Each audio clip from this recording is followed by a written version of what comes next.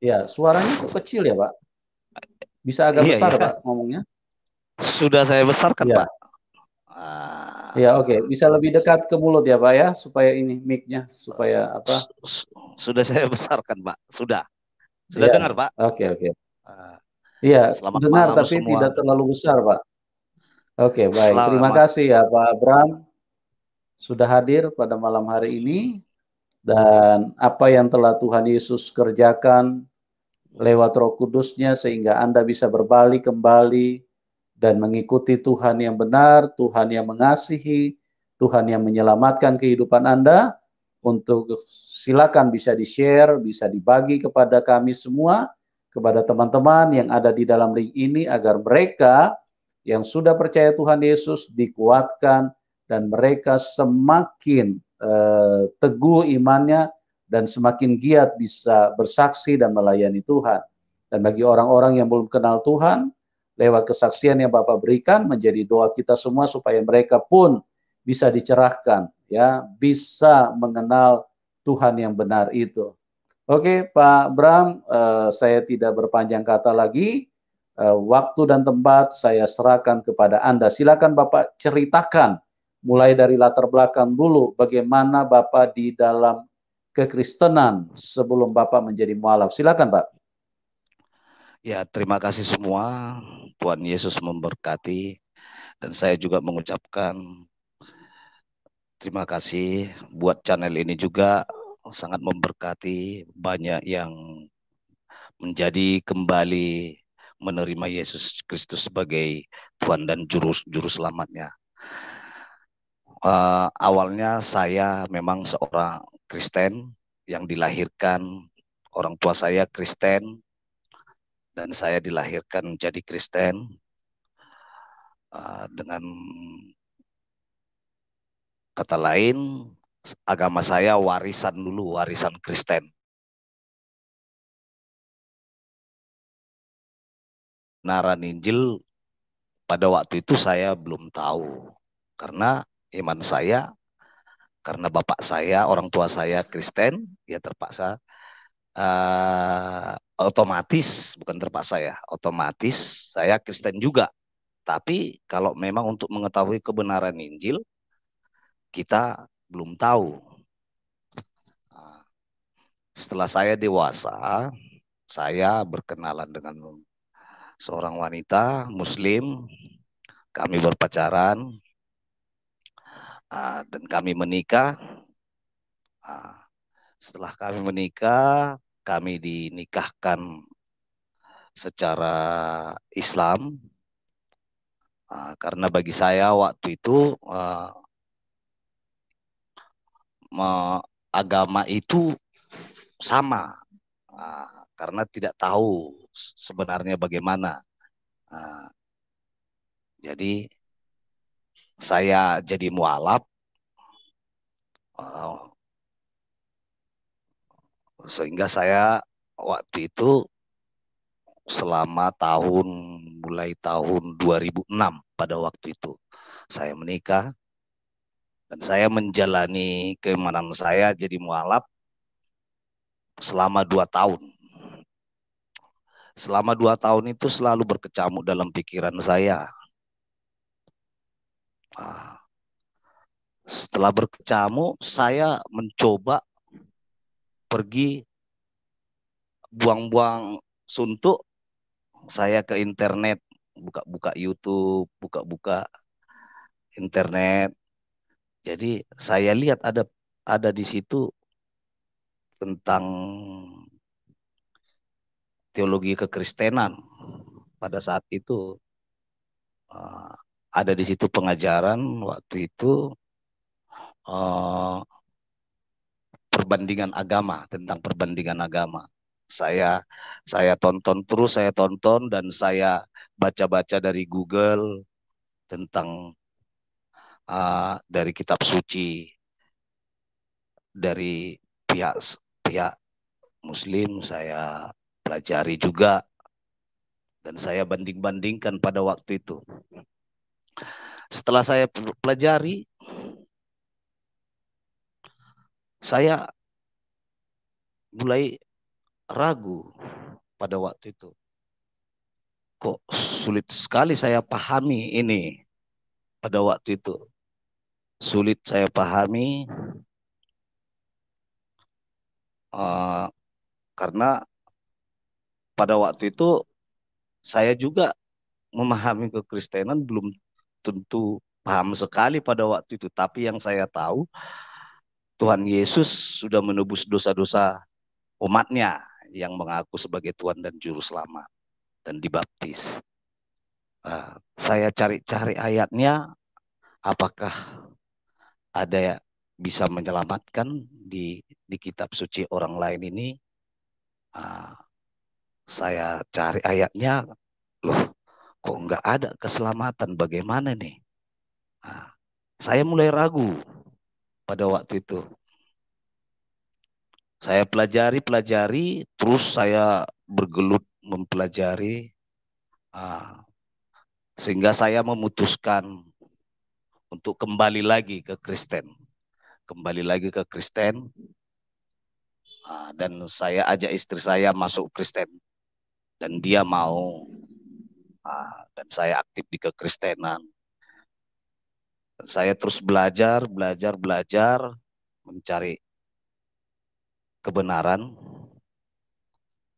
Ternyata di dalam Yesus disitulah jalan keselamatan. Hanya di dalam Dia ada keselamatan. Sewaktu itu, waktu pernikahan saya, memang saya dipaksa pada waktu itu masuk Muslim, dipaksa istri saya supaya kita diterima di dalam keluarganya. Jadi masuk Muslim lah, masuk Islam lah. Ya, jadi saya mualaf jadinya. Tetapi saya tidak terlalu menentang karena memang pada waktu itu saya belum tahu kebenaran apapun. Saya mau saja, tapi Roh Kudus selalu oh, mengurapi saya, dan saya selalu bergumul dengan uh, firman. Wah, ada pertanyaan-pertanyaan yang tidak terjawab, yang tidak bisa di kitab orang lain, itu tidak terjawab dari pertanyaan-pertanyaan saya, di pikiran saya. Tetapi jawabannya ada di Alkitab. Loh, mulai dari situ saya memutuskan untuk kembali lagi masuk Kristen. Jadi setelah saya kembali ke Kristen, saya dimusuhi dan saya tidak diterima lagi sebagai menantu. Karena saya kembali ke Kristen, saya tidak diterima lagi. Jadi saya beranggapan kalau menjadi Kristen itu harus pikul salib, harus siap untuk menerima penyangkala pengucilan-pengucilan dari saudara-saudara kita. Jadi saya sudah tahu hal itu, ya saya terima saja kalau mereka mengucilkan saya.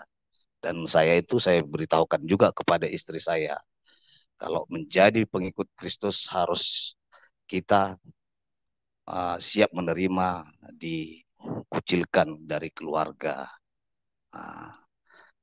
Kalau mengenai keluarga saya, dari pihak saya, ya oke-oke saja, tak ada larangan, itu pilihanmu katanya. Kalau memang dari keluarga saya, tapi kalau keluarga dari istri saya, uh, dipaksakan, kamu harus masuk, kamu harus jadi mualaf, harus jadi Kristen biar kami menerima itu pada waktu itu. Jadi setelah saya kembali ke, ke Kristen, ya banyak juga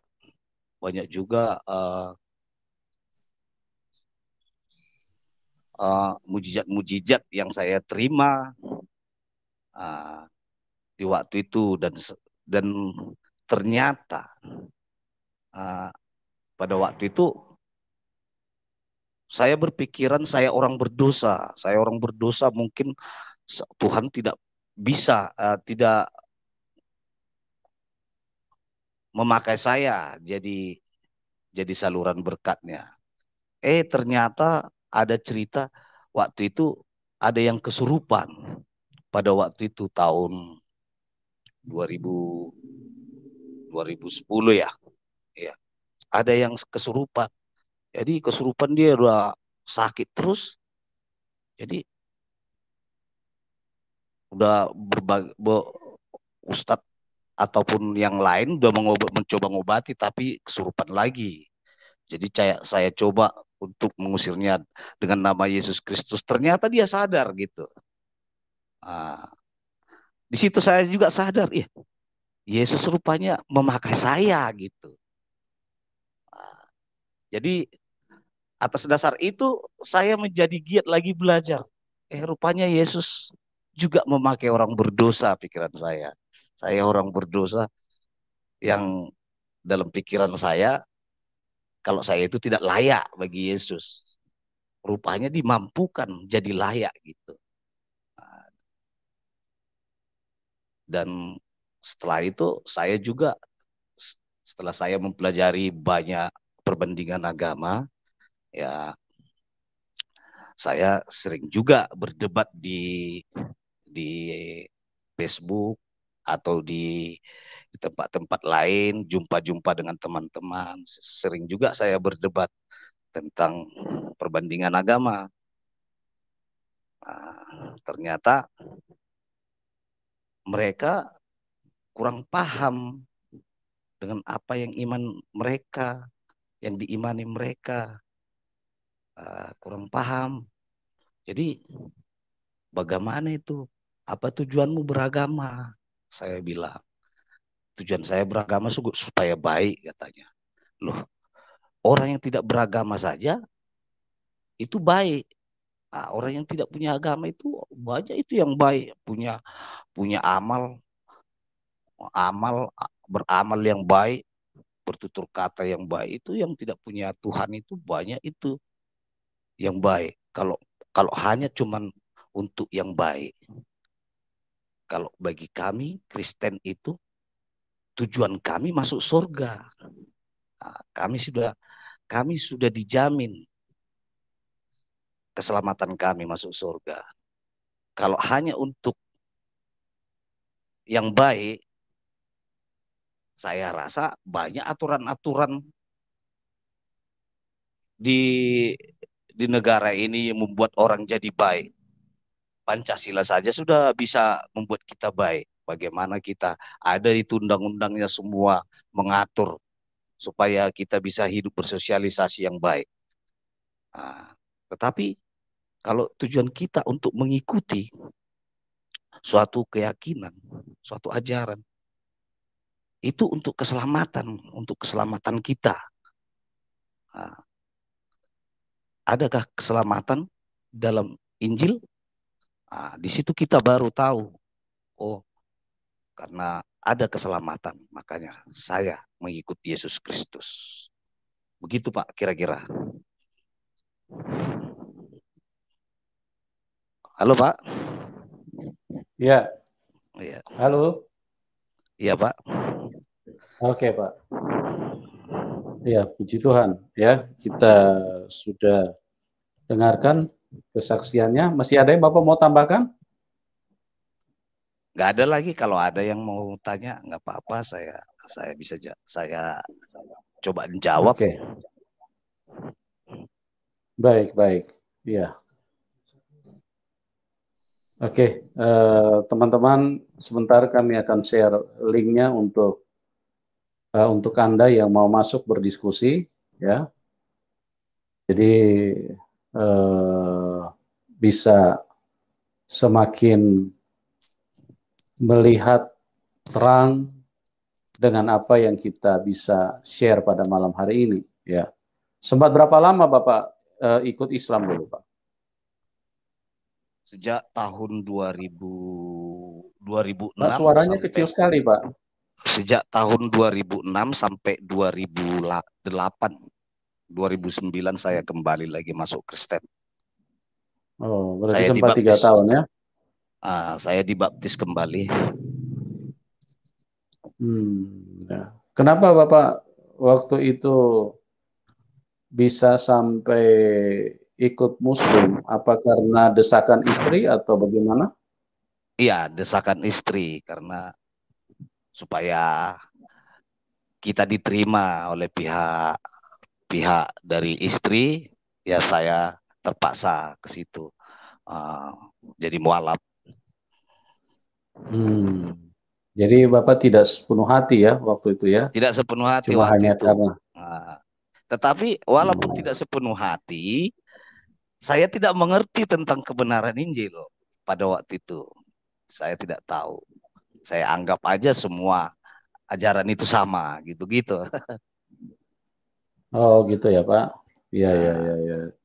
Jadi istri bagaimana sekarang setelah Bapak kembali ke ini, ke apa namanya? Ke ya masuk Kristen. masuk Kristen kembali. Oh, Bapak bisa jelaskan kepada istri ya? Iya, saya jelaskan semua. Saya Istri jelaskan. ada penolakan nggak waktu Bapak jelaskan itu? Dia nggak ada penolakan, cuman saya bilang kalau kalau kita memang benar-benar mencari kebenaran, kita harus kritis dalam beriman. Jangan hanya enggengge aja. Ah, ada orang nunjukkan Hmm. jalan, rupanya jalan ke jurang, saya bilang. Jadi harus kita kritisi dulu. Kita harus membuka hati. Jangan jangan berpatokan kepada doktrin-doktrin para pengajar-pengajar uh, di sekolah atau di guru agama, saya bilang. Jadi kita harus belajar, kita diskusi, saya bilang begitu, kita pelajari adakah keselamatan di di kitab suci yang ini atau di kitab suci yang ini adakah keselamatan, begitu. Kami Iya. pelajari memang. Jadi sudah berapa tahun Bapak kembali ke ikut Tuhan Yesus nih? Sudah 11 tahun lah, 11 tahun. Sudah 11 tahun ya? Ya. Iya, iya, iya. Oke. Jadi apa yang Bapak rasakan saat ini setelah Bapak kembali ke Tuhan Yesus? Mujizat-mujizat Saya apa yang Bapak pernah alami? ya banyak Pak, mujizat-mujizat kecil banyak juga, banyak. Iya, Pernah ya. juga orang saudara saya mau meninggal, saya doakan, saya berdoa pada waktu itu sembuh. Ah, Ya. Begitu. Jadi Tuhan Itu Yesus Tuhan yang nyata saya, ya, Pak ya? iya nyata. Saya sadar waktu itu, di situ saya sadar, oh rupanya orang berdosa bisa juga dipakai Tuhan Yesus, gitu. Iya, iya, iya. Ya, karena memang Tuhan Yesus itu Tuhan yang baik, Pak. Karena Iya Pak. Tuhan Yesus itu nggak pernah emosian, Pak. Walaupun ditinggalkan, nggak marah-marah, terus kemudian menyuruh orang untuk menumpahkan darah Bapak karena Iya. Bapak sudah meninggalkan dia. Tidak seperti itu ya. Jadi dialah pribadi yang sangat-sangat sempurna, karakter, sifat, semua yang namanya keilahian Tuhan yang Maha Besar, yang Maha Kuasa itu ada di dalam dia. Ya, dia Iya, 2000 tahun yang saya lalu hanya turun menjadi manusia saja. iya, kita Ya, dimampukan gimana? jadinya. Saya dimampukan waktu itu. Jadi saya menjadi punya kekuatan dalam diri saya untuk Hmm, bersaksi ataupun mengabarkan Injil, begitu juga. amin. Oke, baik Pak. Kita akan segera buka ruang diskusi. Silakan teman-teman yang mau masuk ya. Linknya di live chat ya. Linknya di live chat. Silakan Anda yang mau berdiskusi dengan Bapak Bram, silakan masuk ya. Oke, silakan Pak Sal. Pak Sal, bisa monitor? Ya, ya Pak. Oke. Ya, silakan Pak Sal. Ya, terima kasih Pak. Salam sadar Pak Kece. Makasih, selamat malam semua Pak Kasih Karunia, Pak Bom Bom, Pak Bram dan Pak terutama Pak Yusuf Madobulu. Ya, selamat malam. Ya, saya tadi sempat mengikuti ya tadi dari Pak siapa ya tadi Pak yang Muslim tadi ya. Saya Sarul, juga Sarul. Pak Syarul. Mungkin terbawa ini ya, terbawa perasaan mungkin tadi. Jadi sebenarnya masalah kafir ini dalam konteks aja sih. Tapi kayaknya tadi sudah serang pribadi. Jadi saya mohon maaf aja lah. Biasalah dalam diskusi bisa jadi seperti itu, hal yang biasa lazim terjadi. Saya mau mau memberikan sedikit saja tentang wacana antara Islam dan Kristen ini. Yang pertama tentang ajaran Nabi Isa yang dalam Islam itu, yang kalau dicari ajaran Nabi Isa ini ada sih, tapi ditemukan dalam hadis-hadis ya tentang teladan-teladan beliau. Di sini ada Hadis pemahaman berapa, kita. Pak? Saya tunjukkan Ada dalil, Pak, Pak. ada ya, ada Pak, banyak Pak hadis-hadisnya.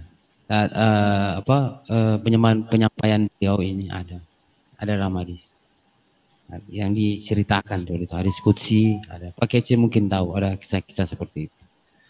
Enggak, kalau ajaran itu berbeda dengan cerita mujizat, contoh burung dari tanah liat. Kalau ajaran itu bukan Pak, maksud saya ajaran itu, Pak. kasihnya ya. Maksudnya gitu. Ajaran kasih saya. Itu sudah Ya. ajaran kasih. Begini, Pak. Sampai sekarang saya belum pernah dengar ya dari sama saudara kita yang dari Muslim mengatakan bahwa Isa Al-Masih punya ajaran demikian. Gak ada, Pak. Saya belum pernah temukan. Dan saya bertanya juga, gak ada yang bisa jelaskan. Kecuali Ada, kalau Pak. tentang menceritakan tentang mujizat, ya. Mujizat Isa Al-Masih, nah itu benar, Pak. Tapi kalau ajarannya, gak ada, Pak. Begitu, Pak. Coba tolong tunjukkan. Saya ingin sekali Ada, Pak. belajar, Pak. Ada banyak. Ada dalam, kalau merujuk ke komunitas-komunitas Islam lain ada. Begini, Pak. Jangan saya tidak mau percaya bilang banyak-banyak. Banyak-banyak bisa juga gado-gado kita makan, ada nasi goreng, ya. Contoh ayam. Ayam itu ada ayam bakar, ayam santan, ya. Banyak. Ada ayam apa saja? Ayam potong atau ayam kampung? Ayam potong. Maksudnya gimana, Pak? Ajaran gitu, apa Pak, yang Bapak mau minta yang? Iya, maksud saya gini loh, Pak. Maksud saya ajaran Isa, contoh di dalam. Ya, maksud gini. Saya singkat, Pak. Contoh di Kristen.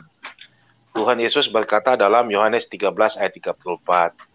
Hari ini aku mengajar kalian tentang saling kasih mengasihi. Ah, itu contoh. Itu ajaran. Nah, contohkan kepada saya di mana Isa Al-Masih mengajarkan.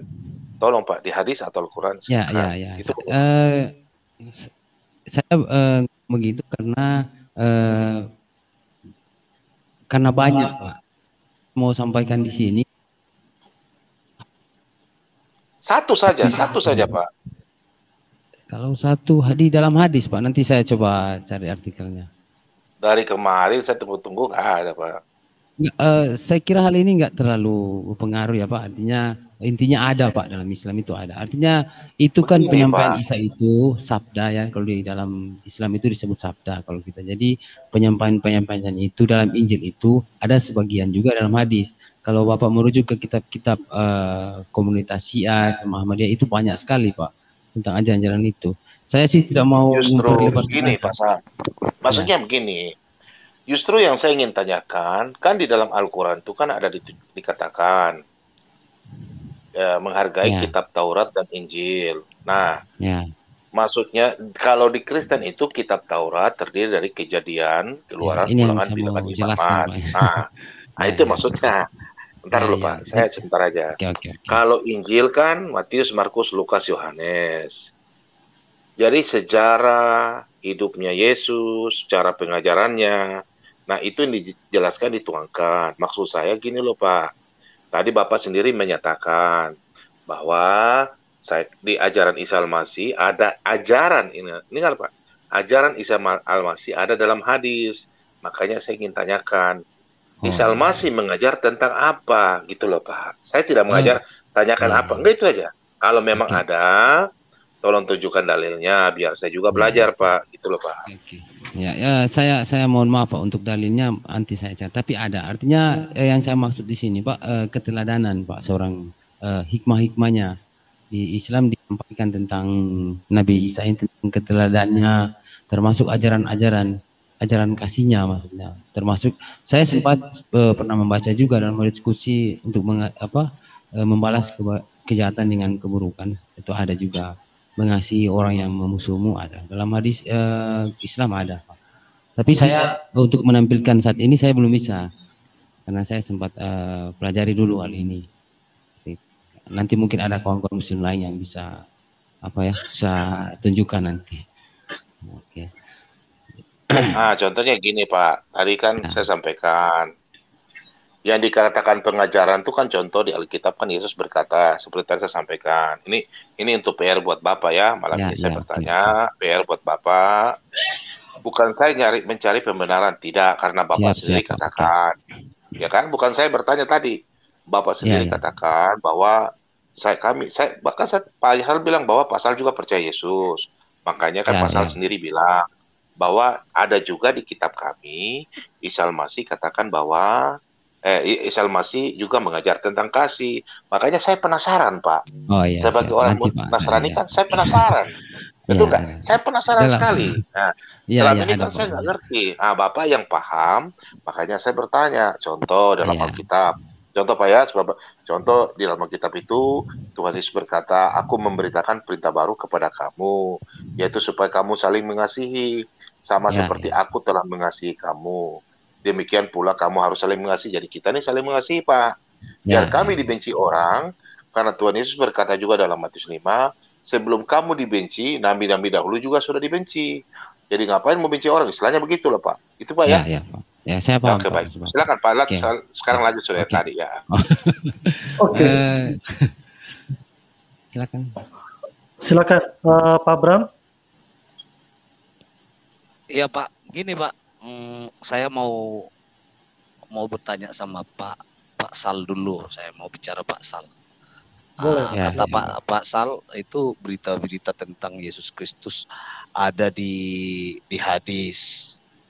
Di Al-Quran juga banyak Pak. Nggak usah dulu hadis, Al-Quran dulu yang kita ketahui.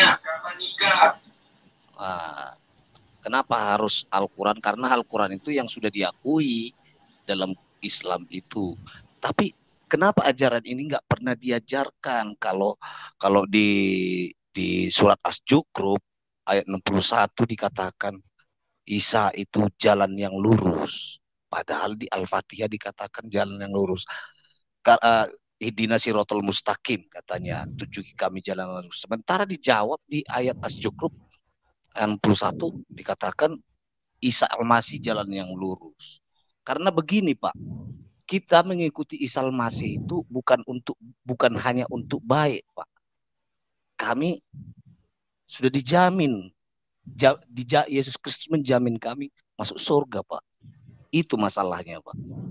Kalau hanya untuk supaya baik, itu yang tidak punya agama juga baik amalnya, bagus-bagus. Baik-baik kok, yang tidak mengakui adanya Tuhan ada juga yang baik-baik Pak. Ya. Jadi di Kristen itu keselamatan yang penting Pak. Ya, itu Pak. Dasar keimanan. Ya, ya. Bukan supaya untuk baik. Kalau Bapak mencuri sekarang itu ada hukum negara. Mencuri hukumannya berapa tahun, membunuh berapa tahun. Itu Pak. Ya, ya Pak. Ya. Jadi di Kristen itu mengikuti Yesus karena sudah mengetahui kebenaran, Roh Kudus akan mengajari dia supaya berbuat baik. Itu begitu Pak. Ya, jadi yang utama kami anugerah dari Yesus Kristus, jaminan keselamatan itu Pak. Itu yang utama Pak. Bukan supaya baik begini, bukan itu yang utama. Keselamatan Pak, kekal Pak. Kalau udah masuk neraka kekal, nggak bisa keluar lagi. Ya. Hidup di neraka, disiksa hidup di neraka antara mati dan tidak mati. Kekal itu Pak. Di surga kekal seperti malaikat. Nggak ada di sana kawin mawin di sana Pak. Di sana tidak ada lagi birahi, tidak ada di sana Pak. Tidak ada birahi di sana. Di sana sudah kesenangan, kebahagiaan di sana. Damai sejahtera di situ Pak. Kalau sudah masuk neraka nggak bisa keluar lagi Pak. supaya Bapak tahu. Kenapa? Padahal secara eksplisit juga dikatakan Isa itu di Al-Quran semua seakan-akan dia memang Tuhan itu. Dia terkemuka, dia seorang laki-laki yang suci, sejak dari lahir hanya Isa Al-Masih sendiri yang tidak dijamah oleh setan, oleh iblis. Hanya Isa. Dan dia tidak ada manusia, satupun manusia di dunia ini selain Isa Al-Masih yang suci. Hanya Isa Al-Masih yang suci. Gak ada yang lain. Nah, kalau yang suci ya Tuhan. Tuhanlah yang suci. Gak ada manusia satupun. Adam aja Pak. Adam hanya memakan buah. Itu berdosa. Udah dijatuhkan. Diusir dari Taman Eden Pak. Hanya memakan buah Pak. Tidak dilakukan dia berbohong ataupun membunuh, tidak. Hanya memakan buah. Bayangkan Pak. Jadi sebulir pasir dosa pun tak bisa masuk ke surga. Itu makanya bagi Kristen butuh penebus. Tuhan sendiri yang datang menebus. Coba baca Bapak itu di Yesaya 63. Ada itu. Di Yesaya 63. Nah, dia sendiri yang datang untuk menyelamatkan mereka, umatnya. Jadi bukan di Kristen keselamatan itu yang terpenting. Bukan agama yang menyelamatkan. Yesus Kristus, dia satu pribadi yang menyelamatkan. Hanya Tuhan yang bisa menyelamatkan manusia. Nah, begitu Pak. Oke. Ya, saya tidak mau membantah itu Pak. Saya sudah bahas kemarin dengan bapak-bapak ini tentang hal itu. Saya cuma mau menanggapi aja. Tentang boleh saya lanjutkan Pak? Bentar. Silakan Pak Sal. Silakan. Ya.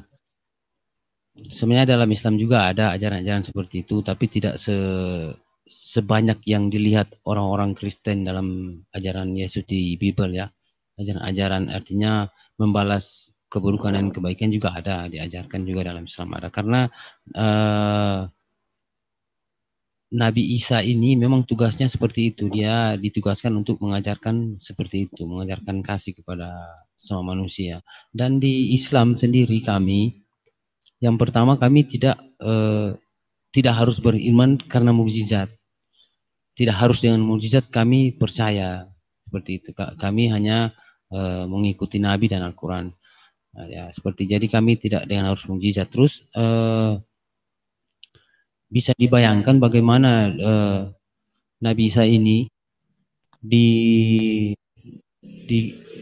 diberikan kuasa surga ya, kuasa surga dan bumi dan oleh Tuhan saat zamannya itu tujuannya hanya satu, hanya untuk mengembalikan bangsa Israel kepada kebaikan. Sampai Tuhan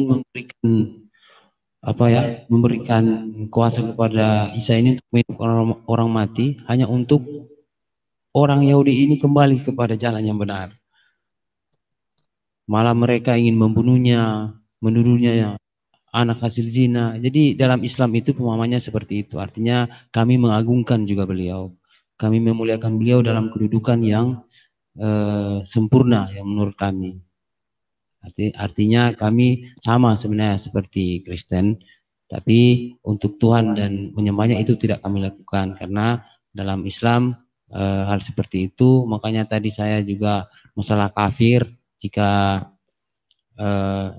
telah kafirlah yang menyatakan bahwa Isa anak Maryam itu adalah bagian Allah sendiri. Itu dalam konteksnya begitu. Tapi saya tidak mau mendikte ya orang-orang Kristen karena di Al-Quran tidak menyebut Kristen itu kafir. Dan kafir ini bukan harus dibenci, tapi didakwai. Dan itu kawan-kawan Muslim tahu. Kafir itu didakwai, hanya kita ajarkan. Kita seperti saya hari ini sementara menyampaikan seperti itu. Jadi tentang tadi Pak siapa tadi yang bersaksi ya, saya apresiasi juga beliau. Dia jujur orangnya. Dia dari non Muslim terus menjadi mu'alaf, tapi tidak ikhlas lah namanya istilahnya. Makanya di situ sebenarnya kalau dalam Islam ini menunjukkan kemuliaan Islam, kehendak Tuhan, di mana saat Pak siapa tadi Pak yang Bram. Oh Pak Bram, iya Pak Bram. Salam Pak Bram ya. saya apresiasi Pak, Bapak jujur. Artinya di situ sebenarnya menunjukkan kemuliaan Islam, bahwa Islam itu tidak semudah itu untuk tidak dengan hanya syahadat. Tapi jadi, Pak, tunggu dulu Pak. Ya. Tapi Pak, keselamatan itu bukan hanya mengakui sebagai nabi, Pak. Di Roma 10 ayat 9 sampai 10 itu harus mengakui bahwa Yesus itu sebagai Tuhan dan juru selamat. Ya, Pak. ya itu hanya saya Yesus hargai sendiri. Pak ya. Saya tidak mau membantah itu Pak. Di hadis juga, di hadis Yesus yang menghakimi Pak. Ya, karena memang dia nanti hakim yang adil. Di panggung akhir zaman nanti juga di tradisi Muslim itu panggung akhir zaman Isa Al-Masih. Kalau Anda mengklaim Isa Al-Masih itu Yesus Kristus, ya dia hakim yang adil, Pak. Ya. Ada hadisnya, Pak. Hadis Sahih Muslim itu, Pak. Oke, Pak. Siap. Benar itu, Pak. Saya tidak mau membantah itu, Pak. Jadi kok ragu Bapak untuk menerima Yesus sebagai Tuhan dan Juru Selamat? Enggak, Pak. Saya dengan maksud bukan untuk menerima. Saya sudah menerima Yesus sejak saya Islam, Pak ya. Tapi dalam konteks keislaman, sebagai Pak. Tuhan. Sebagai Tuhan. Dalam konteks keislaman, Pak. Saya kira kita diskusi ini kan, saya artinya kawan-kawan Kristen juga pahami ya. Saya hanya coba saling memberikan saling belajar lah, kita saling menyampaikan. Saya menghargai perbedaan.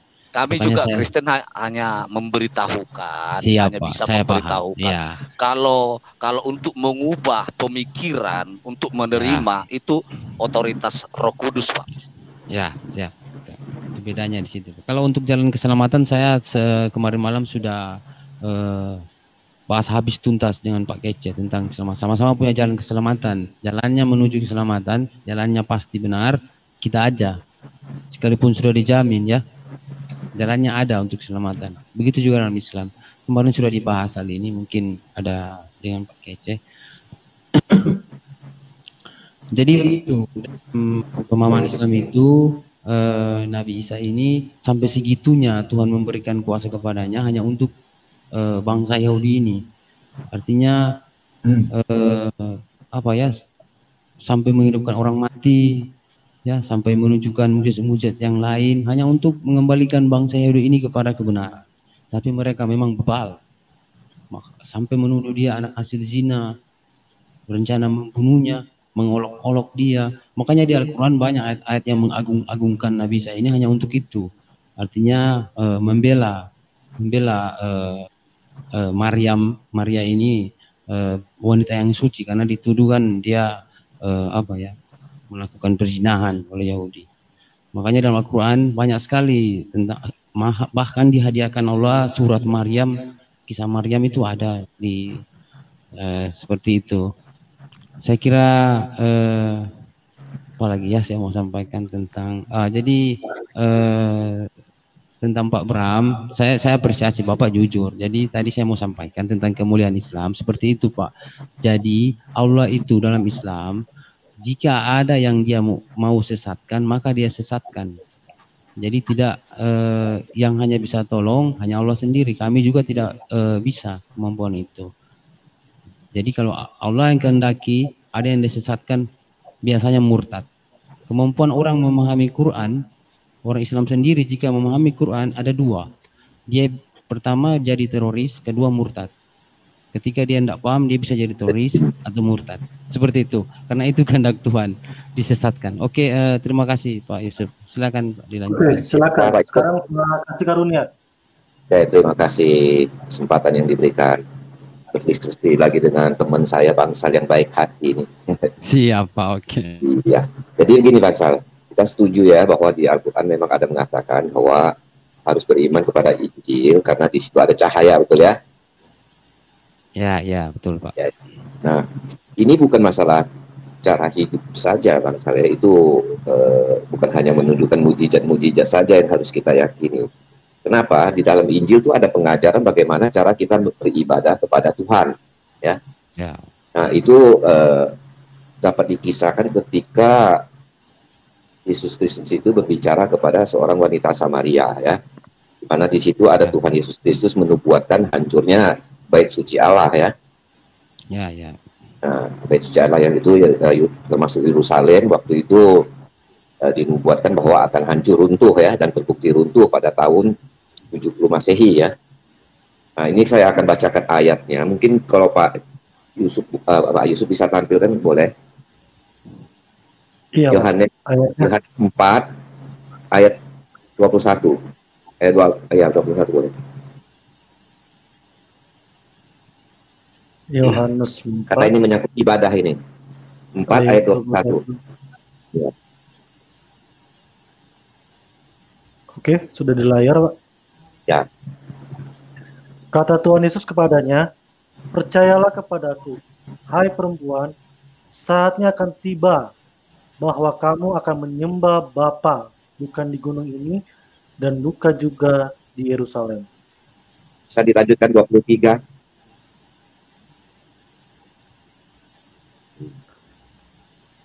Tetapi saatnya akan datang, dan sudah tiba sekarang, bahwa penyembah-penyembah benar akan menyembah Bapa dalam roh dan kebenaran, sebab Bapa menghendaki penyembah-penyembah demikian.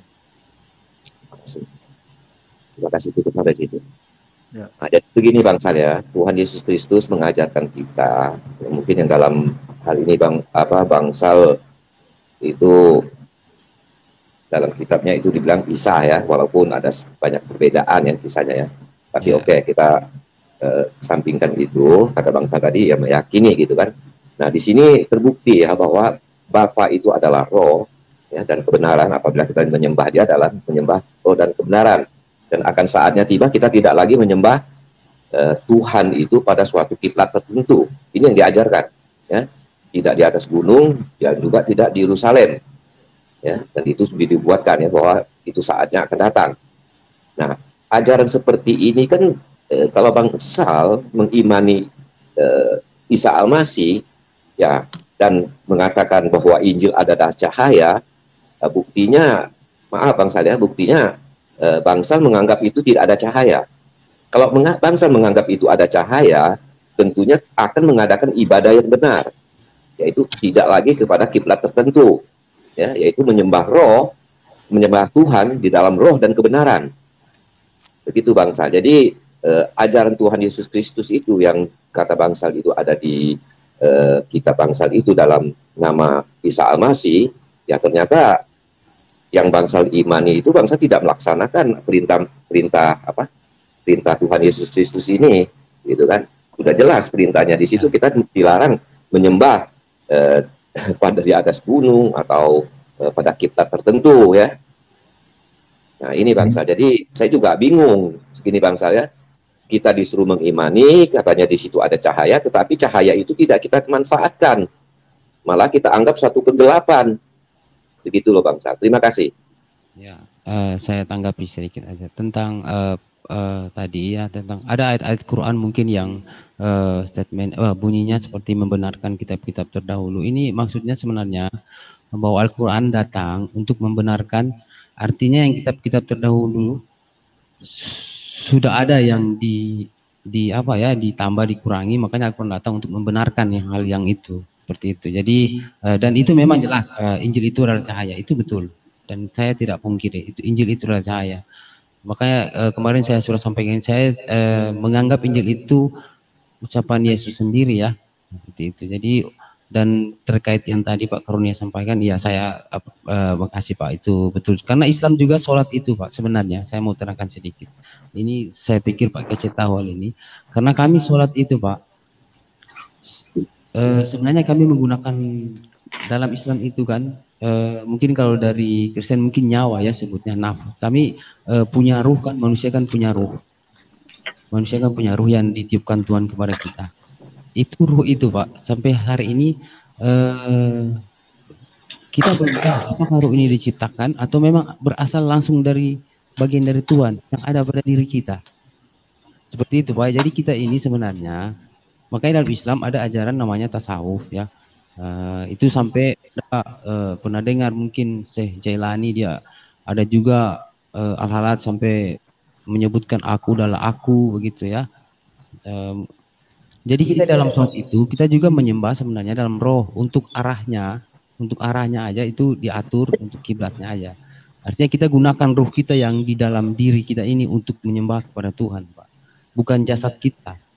Makanya supaya khusyuk kita gunakan roh kita yang di dalam. Karena yang di dalam itu yang diri namanya, Pak. Dalam Islam itu disebut diri, yang di luar ini bukan. Kita gunakan ruh kita yang di dalam diri. Namanya biasanya disebut diri, namanya diri. Itu berbentuk energi ya, terlalu panjang juga mau dijelaskan. Seperti itu, Pak. Oke, silakan. Oke, saya hargai jawaban Pak Bangsal ya. Tetapi oke, kita beralih di apa saja itu memang hak kita masing-masing ya. Tetapi dalam menyembah Tuhan kita mesti hati-hati ya. Jangan sampai kita menyembah berhala. Ya. Gitu kan? Mengkultuskan suatu tempat tertentu dan wajib dan sebagainya itu itu hak bangsa ya. Tetapi kalau dikatakan di Injil itu ada cahaya, artinya apa? Ada terang artinya apa? Ada keselamatan artinya apa? Ya, ada pengajaran yang baik kan begitu. Nah, kenapa kita tidak terima ajaran yang baik itu, bahwa kita dilarang menyembah ya, pada suatu menuju pada suatu daerah tertentu atau kiblat ya, atau pada suatu tempat tertentu gitu ya. Padahal Tuhan kan ada di mana-mana, di mana saja kita bisa menyembah. Nah, kita beralibi apapun bisa ya, tetapi mesti waspada karena setan iblis itu adalah roh penyesat ya.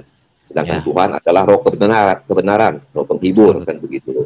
Jadi ya kita saling mengingatkan aja Bangsal ya, bahwa kalau dikatakan di situ ada cahaya, kenapa kita tidak manfaatkan cahaya itu? Ya. Kenapa kita harus masih bergelap-gelapan kan begitu? Ya, di situ sudah jelas cara menyembah Tuhan itu bagaimana, kan?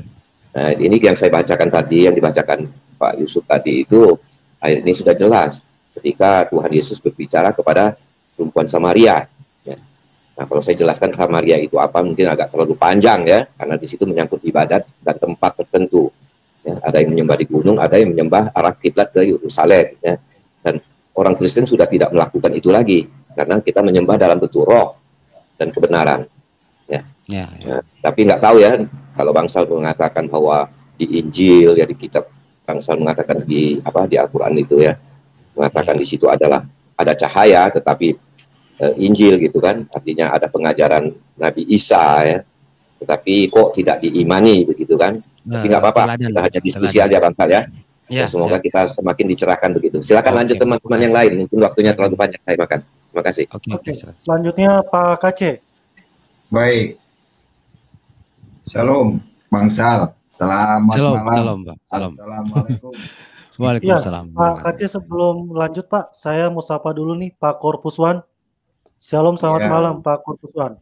Selamat malam untuk kita semua. Shalom. Malam. Ya. Selamat malam. Oke, selamat malam. Terima kasih, saya boleh ikut masuk ya. Iya. Boleh. Silakan Pak KC dilanjutkan. Baik, Bangsal. Kita ini halus wal asri innal insana lafi khusrin wa tawasaw bil haqqi wa tawasaw bis sabr. Insyaallah, Pak. Kita di dunia ini harus saling nasihati ke dalam yang benar, yang hak, dan kepada kesabaran. Jadi sebenarnya bangsa itu kemana yang mau dituju arahnya, kita harus satukan dulu tujuan supaya nyambung. Ketika bertanya, ketika ada persimpangan, kita jelas tujuan kita. Siap. Kalau mau ke surga, jelas orangnya yang berasal dari surga namanya Isa Al-Masih, berasal dari Allah dan kembalinya kepada Allah. Cukup lengkap penjelasan di Al-Quran. Surat 3 Ali Imran ayat 45 dan 55. Ya, apakah Bangsal tidak melihat bahwa mengikuti Nabi Muhammad itu buntu jalannya? Artinya Wallahu a'lam bishawab. Apa itu wallahu a'lam bishawab? Hanya Allah yang Maha tahu. Jadi saya artikan itu adalah buntu jalannya.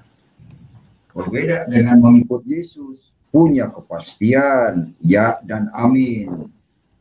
Begitu jelas ayatnya, dan bisa disebutkan ayatnya, suratnya jelas. Kalau di Alkitab Yohanes 14 ayat 3, ayat 6 dan ayat 10, 11. Itu di situ sangat jelas tentang Yesus menuntun manusia ke surga, tidak ke daerah abu-abu. Kalau mengikuti terus mencintai Muhammad, jelas abu-abu, walau alam bishawab. Kenapa? Karena Nabi sendiri berkata surat Al-Aqab, surat 46 Al-Aqab ayat 9, aku tidak tahu apa yang kami berbuat terhadapku juga terhadapmu, aku hanya memberikan peringatan yang menjelaskan. Nah, apakah yang mau dicintai oleh bangsa itu yang hanya memberi peringatan, atau orang yang akan menuntun kita masuk surga? Itu pilihan keputusan dari bangsa sendiri. Kita hanya menyampaikan, bukan membenci, bukan mempengaruhi.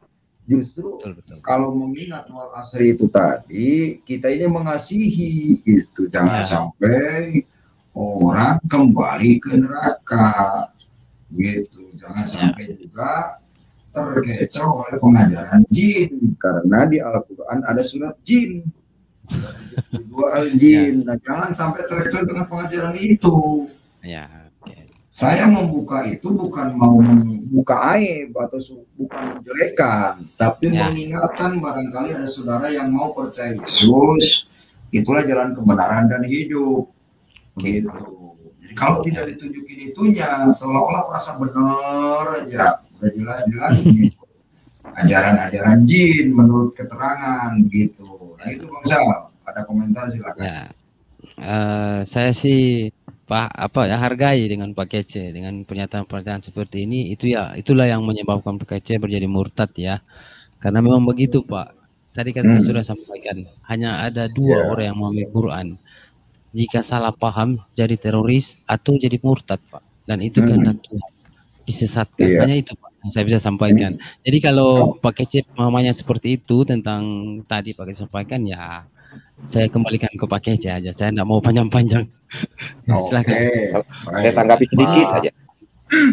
Jadi kalau petunjuknya sudah jelas, kita tidak boleh menengok ke kanan dan ke kiri.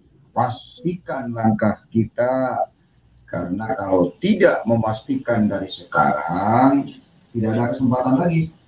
Setelah mati tinggal menuai hasilnya. Kalau neraka ya neraka kekal, kalau surga ya surga kekal. Itu saja Bang Syah. Oke, silakan lanjut yang lain. Siap, makasih Pak. Saya nambahkan sedikit ya, saya nambahkan sedikit entah Pak Bob. Jadi Bangsal kalau baca ayat yang tadi yang kata Pak Kece tadi itu ya, Bangsal bilang murtad atau yang disesatkan lah itu ya. Mungkin Bangsal nanti bisa baca ayatnya itu, asbabun nuzulnya bagaimana gitu kan. Itu ada ketakutan Bangsal, ada ketakutan karena saat itu ada yang banyak yang murtad gitu loh. Jadi itu sebagai bentuk ancaman ya, sebagai bentuk ancaman ini ya kan, orang-orang yang tidak percaya lagi dengan beliau gitu ya. Tolong di itu. Jadi ini sebagai bentuk ancaman ya, karena kalau itu menunjukkan kemuliaan Islam untuk Umar asbabun nurutnya ya.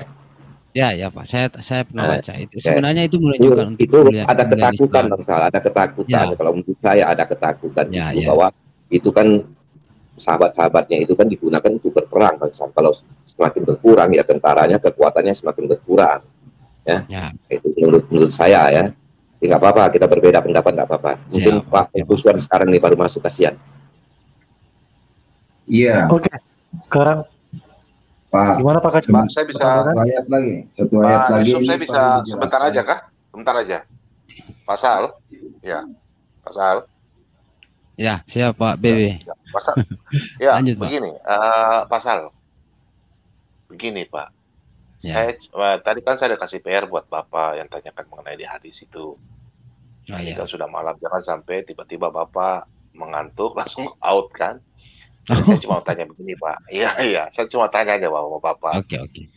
Kira-kira ajaran Yesus kan ada yang sangat terkenal Pak.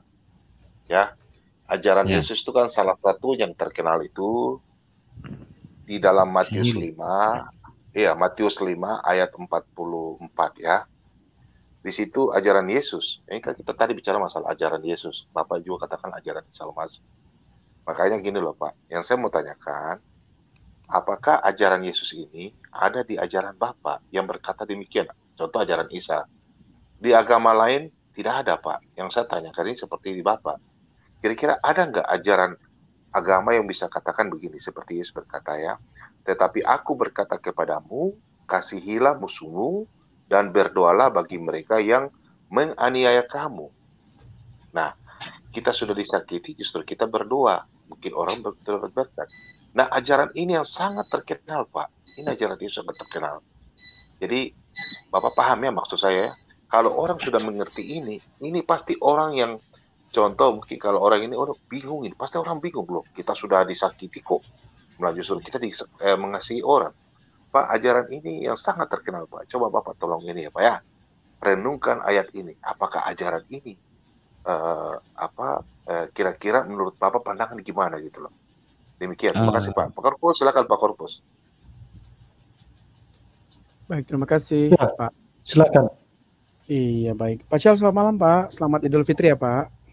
Selamat malam. Makasih, Pak. Sama-sama. Iya. Okay.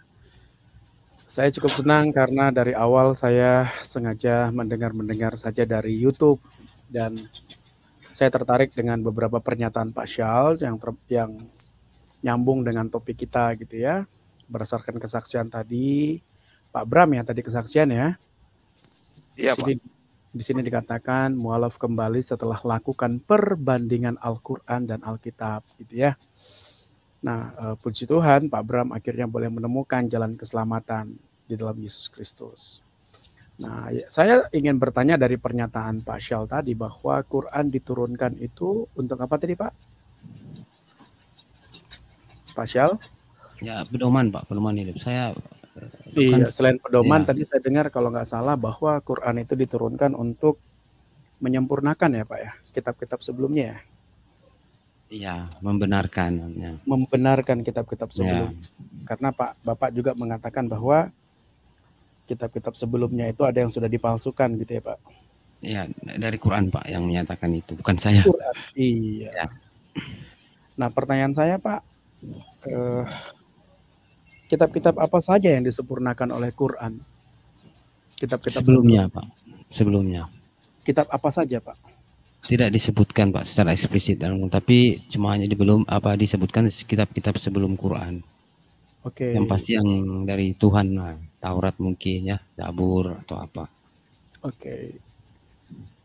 Menurut Bapak, Injil itu dari Tuhan bukan? Dari Tuhan, Pak. Dari Tuhan. Masih banyak salahnya, Pak ya? Mungkin kalau salah sih hanya umat Kristen lah yang bisa menentukan. Saya ya hanya berdasarkan Quran aja. Kalau nggak sama dengan Quran ya saya anggap mungkin keliru misalnya. Oke. Nah, kalau Tuhan bersabda pasti sempurna ya, Pak ya? Berfirman, Pak, ya. Pasti sempurna lah ya. Ya. Nah, pernyataan kesempurnaan itu tidak butuh meralat ya, Pak? Ya. Kalau sempurna berarti kan nggak perlu diralat ya, Pak. Apalagi yang bersabda itu Tuhan kan. Yang maha benar, yang maha kasih, yang maha sempurna, yang maha tahu akan segala sesuatu dari awal dunia sampai akhir dunia. Gitu kan, Pak ya? Ya. Nah, jadi kan pernyataannya nggak perlu diralat ya, Pak? Ya. Nah, ketika Pak Syal berkata iya itu, Bapak betul-betul memahami nggak Pak arti kata iya itu? Begini Pak, konteksnya mungkin saya sudah pernah sampaikan bahwa di Quran ada Allah di situ menjamin Pak ya, kata-katanya dijamin, dia yang jamin sendiri. Ya, kami yang menurunkan, kami yang menjaganya. Saya tidak temukan di Taurat sama Zabur, Mazmur sama Injil, saya tidak menemukan hal itu. Jaminan Tuhan untuk memelihara itu saya tidak temukan. Mungkin dari Kristen mungkin ada, tapi saya tidak tahu. Kalau ada ya baguslah. Iya, jadi jaga firmannya gitu maksudnya. Tidak bisa jadi, diedit, berubah. Karena memang banyak teman-teman Muslim mengatakan bahwa Quran itu menyempurnakan kitab-kitab yang sebelumnya. Banyak teman-teman Muslim juga mengatakan bahwa Injilnya orang Kristen itu sudah dipalsukan.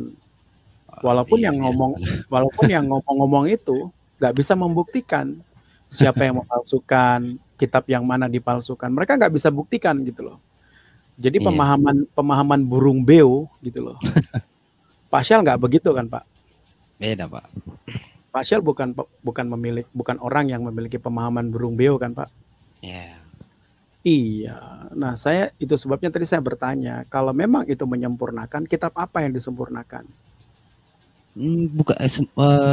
Ini Pak, maksudnya di dalam kitab itu Pak, ada mungkin beberapa penyampaian Tuhan di situ diganti atau dikurangi atau ditambah ataupun dihilangkan, tapi bukan berarti semua kitab, bukan begitu. Jadi ada beberapa mungkin 1, 2 gitu. Kalau lihat firman-firman Tuhan kalau di Quran dinyatakan kelakuan Yahudi ini seperti itu, mereka mencari keuntungan dengan hal itu, menyatakan bahwa ini dari Tuhan, terus mereka rubah Taurat seperti itu. Nah, Bapak tadi katakan ini dari Tuhan, terus mereka rubah. Yang mana yang dirubah, Pak? Saya kira Bapak lihat aja perbedaannya dari Quran dengan Injil sama Taurat ya Pak. Dari situ kan bisa kita simpulkan Pak. Ini menurut saya Pak ya, menurut saya. Pertanyaan saya, ketika berbeda, apakah perbedaan itu, kemudian kalau kita mau bicara tentang komparasi perbandingan gitu ya, tentang mana yang benar, mana yang akan menjadi, kita objektif ya Pak, kita objektif ya. Ya. Katakanlah Bapak bukan seorang Muslim dan saya bukan seorang Kristen. Ketika kita dipanggil untuk meneliti, dari Quran dan Alkitab gitu ya, mana yang akan kita gunakan jadi alat kebenaran?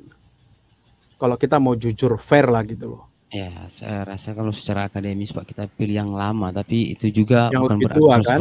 Ya, tapi itu juga bukan tidak menjamin juga Pak, tidak menjamin, tidak 100%, tidak 100%. Iya, saya sangat setuju sekali bahwa dunia akademisi berkata bahwa data primer itulah yang lebih bisa dipercaya, kan seperti itu. Iya, kita kesampingkan imannya dulu Pak, maksudnya. Betul, saya setuju seperti itu.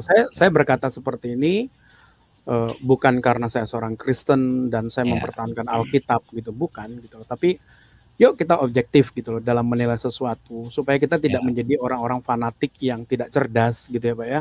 Iya. Nah seperti itu. Saya suka sekali beberapa hari belakangan ini saya ngikutin di channel Pak Yusuf ini, Pak Syal itu orang sangat berbeda sekali dari pertama-tama muncul gitu. Saya ngikutin kok gitu, saya nggak tahu wahyu apa yang Bapak terima gitu ya dari pengajaran-pengajaran, sehingga pertama Anda masuk itu Anda serius, nada tinggi, tapi belakangan kok saya lihat kok ini nadanya turun semua gitu ya. Nah oke, kita lanjut lagi ya Pak ya. Buat saya gitu, dan saya pikir Pak Syal semestinya setuju ya sebagai seorang akademisi, ketika kita melihat bahwa Alkitab dan Quran itu berbeda, itu tidak bisa dijadikan patokan bahwa Alkitab itu salah, kan begitu? Setuju ya Pak? Saya koreksi dulu Pak ya, saya tidak menyebut Alkitab itu kitabnya salah Pak, tapi di dalamnya ada mungkin kesalahan begitu Pak ya, supaya tidak di dalamnya ada kesalahan. Ya, ada. Apakah karena perbedaan-perbedaan itu karena Anda tidak temukan di dalam Quran dan Anda mengatakan itu salah gitu? Ini sudah nggak bisa akademis Pak, kalau kasih saya harus pakai iman saya. Enggak, maksudnya ini ya kan, kalau secara akademis saya harus memilih yang lebih lama Pak.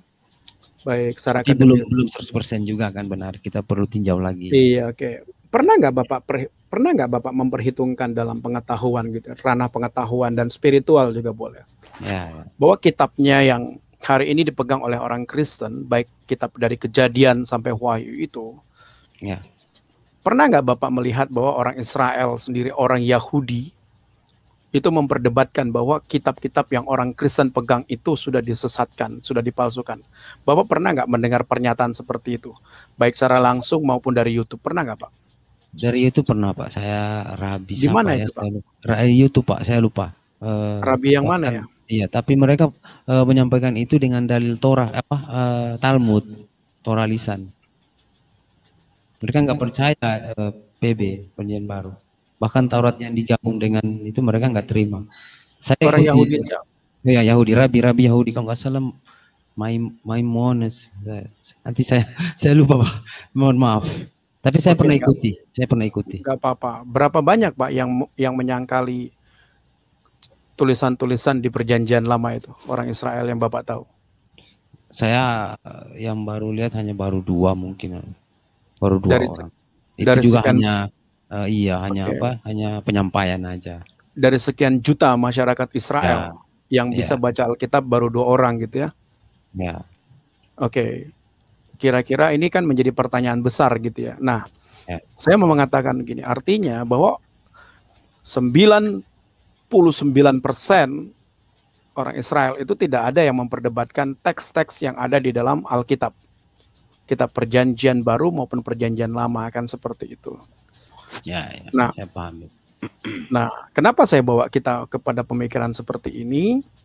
Karena yang pertama kali menerima teks-teks kitab Taurat itu adalah orang-orang Yahudi. Kan seperti itu kan? Ketika mereka melakukan perjalanan-perjalanan dan Musa yang menuliskan itu. Nah, itu diwariskan kepada generasi yang sekarang yang disebut Kristen seperti itu. Artinya apa? Mereka si penerima cerita, mereka si penerima sejarah, mereka mensahkan itu adalah benar gitu loh. Nah, tiba-tiba saja ada teks yang baru muncul sekitar tahun 800 gitu ya. Nah, tiba-tiba mencoba mengatakan bahwa teks-teks tua itu sudah dipalsukan. Nah, sebenarnya bukan hanya baru sekarang gitu ya. Saya membaca literatur bahwa ada manusia yang pertama kali mengatakan Injil dan kitab Taurat itu sudah dipalsukan. Saya punya literaturnya itu. Dan yang pertama kali mengucapkan itu adalah Nabi Anda sendiri, Muhammad. Kenapa kok Muhammad mengatakan itu? Waktu itu peristiwanya sebelum Perang Badar di kota Darussalam. Entah kenapa dia pengen sekali diakui sebagai nabi oleh orang Israel. Tetapi ketika dia diminta untuk bercerita tentang apa yang membuat dia menjadi nabi, pengetahuan tentang nabi, penyertaan Tuhan di mana gitu ya. Nah, ternyata ketika berbicara tentang penyertaan Tuhan, dia tidak bisa menceritakan itu. Kemudian ketika berbicara tentang silsilah Israel dan nabi-nabi, dia pun nggak bisa menceritakan itu. Orang Israel itu menolak karena apa? Sejarah dan ceritanya itu berbeda.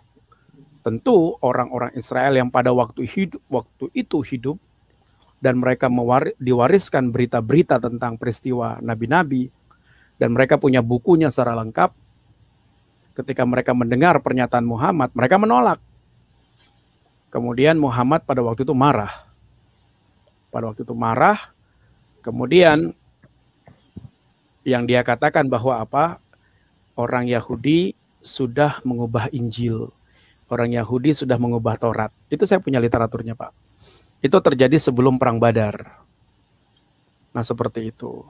Nah, jadi bukan Bapak yang pertama, atau orang-orang lain yang pertama, tapi Muhammad sendiri yang mengklaim itu. Jadi, kalau saya lihat di situ, saya bisa pahami bahwa kenapa ada muncul pernyataan itu, karena Muhammad ditolak kerasulannya.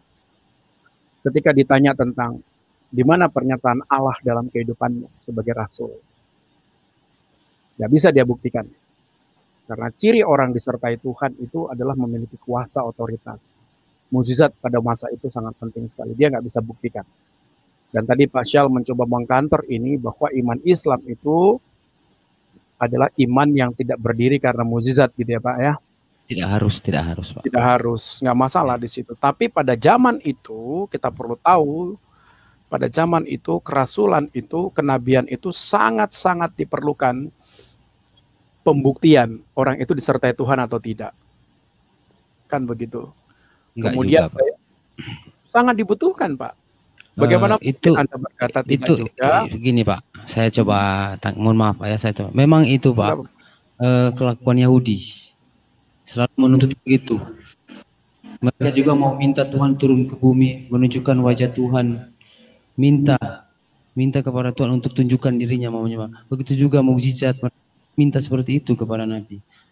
Mereka ya, makanya tadi saya sudah sampaikan tadi ke itu bahwa dengan segitu kan Nabi Isa sampai menghidupkan orang mati untuk mereka, tapi mereka tetap bebal, Pak. Makanya dalam Islam tidak seperti itu. Siapa yang dikirimkan? Orang mati yang mana yang dikirimkan? Bukan, Pak, maksudnya dalam kisah Isa ya, Yesus kan sampai menghidupkan orang mati kan. Nah, mukjizat seperti itu kan dilakukan untuk hanya bangsa Yahudi supaya mereka kembali ke mengakui bahwa Isa itu benar seperti itu. Saya mau tanya, mereka Pak, tidak terima kan? Isa membangkitkan orang mati siapa namanya? Saya nggak tahu, Pak. Lazarus atau siapa, Pak? Saya nggak tahu. Yesus yang membangkitkan itu, bukan Isa. Oke, Pak. Ya, oke. Yesus yang membangkitkan, kan gitu. Itu cerita di Alkitab, kan gitu. Saya nggak tahu di Quran ada atau tidak, karena saya belum selesai membaca surat Maryam. Nah, sangat masuk di akal nggak, Pak? Seandainya Bapak orang Yahudi, sejak orang Yahudi dipilih, dikeluarkan dari tanah Mesir, mereka selalu disertai oleh mukjizat Tuhan. Mereka keluar, ketika mereka mau keluar, Tuhan memberi 10 tulah. Adonai itu memberi 10 tulah sebagai bukti bahwa dia ada dan dia adalah satu-satunya Allah yang tidak bisa diimbangi oleh Allah yang disembah oleh Allah yang dibuat dan disembah oleh orang Mesir.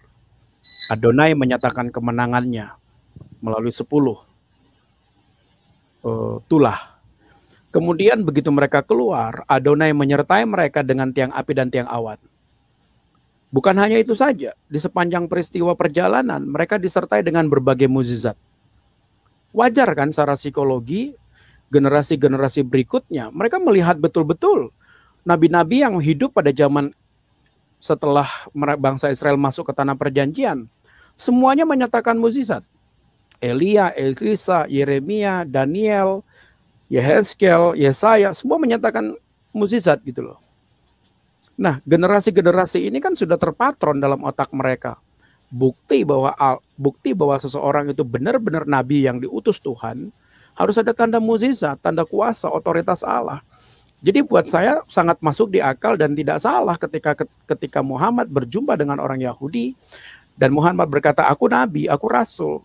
Wajar dong mereka meminta itu. Mana buktinya? Wajar nggak Pak Syal? Karena Pak kalau mau tunjukkan bukti tidak guna Pak untuk Yahudi. Kenapa tidak berguna? Sama kayak Yesus. Kan mereka nggak terima juga. Sudah menunjukkan segala bukti, mukjizatnya sampai menghidupkan orang mati Pak. Oh beda sekali.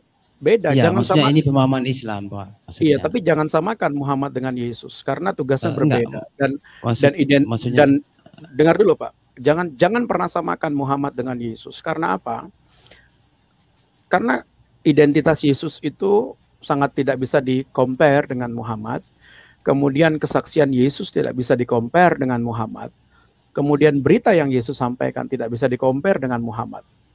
Orang Yahudi menolak Yesus. Mereka punya alasan karena mereka berpikir Yesus itu menghujat Allah yang mereka tidak pahami. Kan begitu. Nah, orang Yahudi menolak Muhammad karena apa? Kan begitu. Karena Muhammad tidak mewakili karakter-karakter. Muhammad tidak mewakili identitas kenabian. Kan seperti itu. Kalau di Quran Pak sudah disampaikan Yahudi, mereka nggak akan terima Pak memang. Nabi-nabi itu maka mereka bunuh itu. Iya memang gitu loh. Iya memang gitu loh. Alkitab itu menceritakan. Jadi percuma untuk menunjukkan mukjizat sama mereka. Ada kan, saya pikir di dalam Alkitab juga ada kisah ya, bagaimana orang-orang Saduki apa ya, saya lupa, meminta mukjizat sama Yesus ya. Nah, pertanyaan saya kepada orang Arab sendiri, apakah Muhammad pernah melakukan mukjizat? Tadi kan saya sudah sampaikan Pak, tidak harus dengan mukjizat Islam itu jadi beriman kepada Tuhan. Bukan itu pertanyaan saya. Pertanyaan saya adalah kepada orang Arab sendiri, pernah nggak Muhammad menyatakan keberadaan Tuhan, keberadaan kuasa Tuhan sebagai yang memilih dia, mengutus dia? Ada Pak, Al-Quran. Tentang apa mukjizatnya? Maksudnya mukjizat atau apa Pak pertanyaannya? Iya. Maaf, Pak. Pertanyaan saya. Ya gimana? Salah satu ciri Nabi itu adalah disertai dengan kuasa Allah kan gitu kan. Kuasa Allah yang mana yang Muhammad nyatakan? Jadi khususkan saja kepada orang Arab. Ada nggak Pak di Quran dinyatakan itu? Saya tidak mau, kalau mukjizat secara bisa diwujud, mungkin kalau dalam Islam ada kejadian ya, mungkin Saudara Kristen pernah dengar ya tentang bagaimana keluar air dari tangannya, termasuk membela bulan, tapi saya tidak membahas hal ini terlalu panjang. Yang utama dalam Islam Pak, di Arab, untuk di Arab sana, mereka itu tidak perlu Pak seperti itu untuk menunjukkan mukjizat. Itu klaim ya. atau memang karena Muhammad tidak bisa menyatakan mukjizat? Bukan Pak, karena begini Pak, secara logika Tuhan kan pasti tahu umat-umat terdahulu ini kan sudah ditunjukkan mukjizat, tapi mereka tetap tidak beriman. Pak, kita jangan bicara umat terdahulu. Pertanyaan saya adalah ketika Muhammad berhadapan dengan bangsa Arab, Arab, Muhammad kan diutus, Muhammad kan nabi yang katanya untuk orang Arab, begitu kan? Nah, dari bangsa Arab, Pak, dari bangsa Arab. Oke. Dia ditolak oleh orang Yahudi karena dia sama sekali tidak memiliki kriteria nabi. Karena memang di Alkitab bahwa nabi-nabi itu dari seluruh bangsa Israel. Dan menariknya di Quran sendiri juga dituliskan bahwa janji kenabian itu hanya datang dari keturunan Abraham, Ishak dan Yakub. Buat saya kaget sekali ketika saya tahu itu. Jadi tidak ada di luar Ishak, tidak ada. Di luar generasi Ishak tidak ada gitu. Itu di Quran sendiri yang mengatakan, bukan saya yang menyimpulkan. Kan seperti itu ya Pak ya? Pak. Nah, pertanyaan saya adalah ketika Muhammad berhadapan dengan orang Arab ya, pernah nggak dia menyatakan mukjizat sebagai tanda bahwa Allah menyertai dia? Itu tadi Pak saya sampaikan, termasuk membela bulan. Pernah. Di mana itu Pak membela bulannya Pak? Ada di hadis Pak. Saksi mata. Ada saksi matanya Pak? Itulah saya tidak mau membahas ke sana tentang mukjizat ini karena saya sudah sampaikan tadi. Siapa nama saksi mata? Pernah menjualkan jarinya pernah mengeluarkan, tapi hal-hal seperti ini Pak enggak. Iya, maksudnya ada saksi ini ya di dalam Islam enggak. Iya, enggak yang utama Pak, bukan yang utama. Jadi enggak apa-apa itu bukan yang utama, enggak masalah gitu loh. Tapi Bapak kalau baca Alkitab, sebentar Pak. Bapak kalau baca Alkitab, semua mukjizat itu kan tidak rahasia kan? Ada banyak saksi mata gitu kan, kalau di Alkitab kan nabi-nabi itu kan. Pak, yang saya maksud artinya kalau kita bahas pertanyaan saya ini mau panjang, Bapak kan mau tanya saksi kapan, gimana Iya nggak apa-apa, karena ini termasuk dari konteks di mana dikatakan Quran itu menyempurnakan kitab-kitab lain. Jadi kita perlu gitu loh, secara akademis kita harus telanjangi semuanya supaya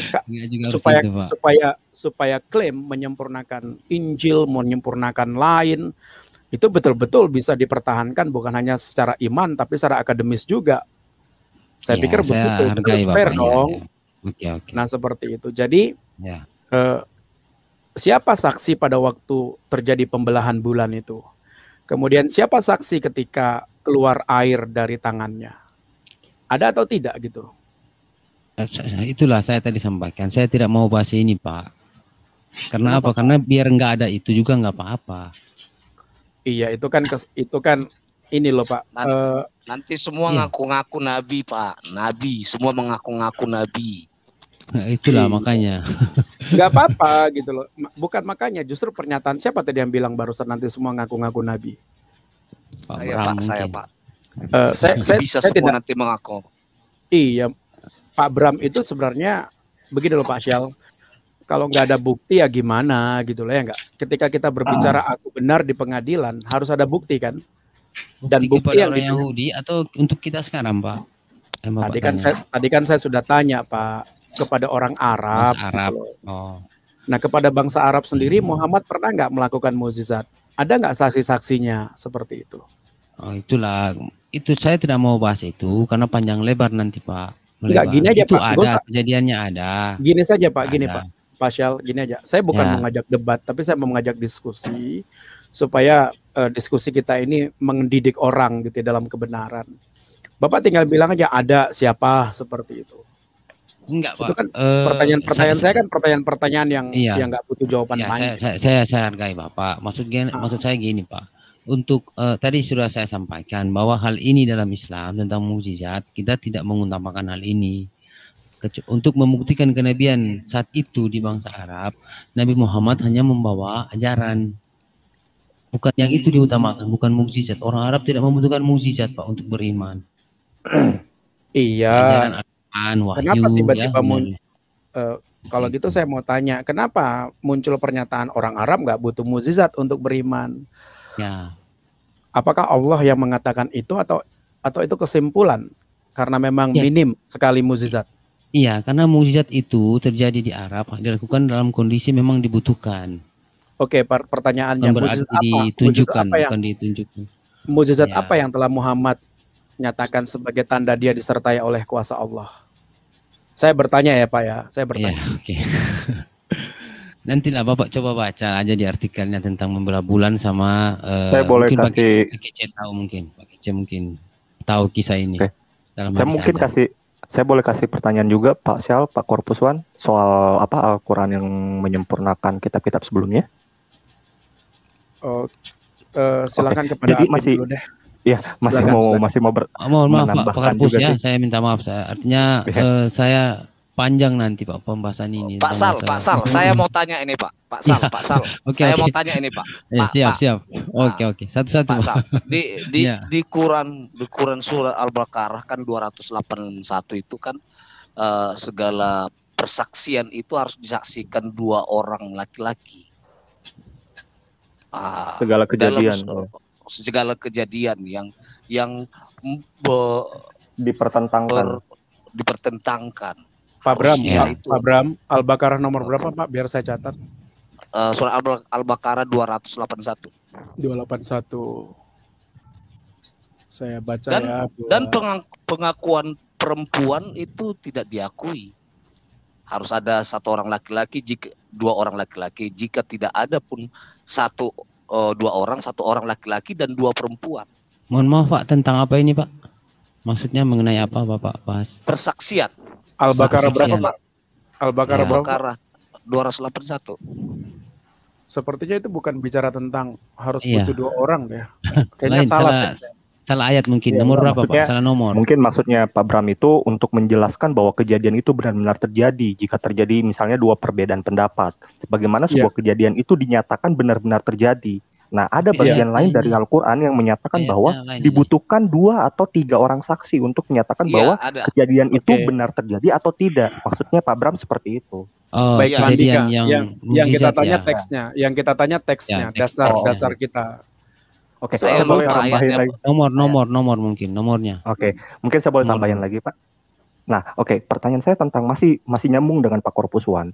Nah, Pak Syah mengakui kan bahwa Al-Quran itu, bahwa Allah berfirman, Al-Quran diturunkan untuk menyempurnakan kitab-kitab sebelumnya. Betul, Pak Syah?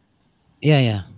Oke, tapi saya pikir menyempurnakan itu jauh dari digunakan istilah menyempurnakan itu sangat jauh jika digunakan pada Al-Quran. Kenapa? Karena Al-Quran masih membutuhkan kitab lain untuk menjelaskan isinya.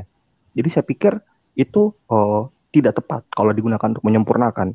Karena ketika misalnya kita tahu harus mengikuti hadis itu artinya fikih. Nah, betul. Nah, artinya itu jauh dari kata menyempurnakan. Gitu loh. Sekarang, kalau misalnya memang Bapak Syal mengakui bahwa Al-Quran itu diturunkan, jangan pakai kata menyempurnakan, melengkapi.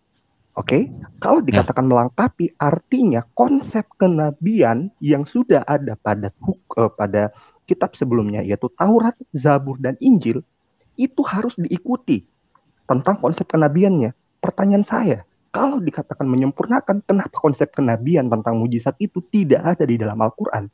Itu yang jadi tanda tanya besar, Pak. Gitu loh. Iya kan, Pak? Sekarang gini. Lanjut. Al-Quran difirmankan oleh Allah bahwa Al-Quran itu diturunkan untuk melengkapi kitab sebelumnya, untuk membenarkan kitab-kitab sebelumnya. Artinya, apa yang sudah ada di kitab sebelumnya harusnya juga ada di dalam Al-Quran. Setuju, Pak?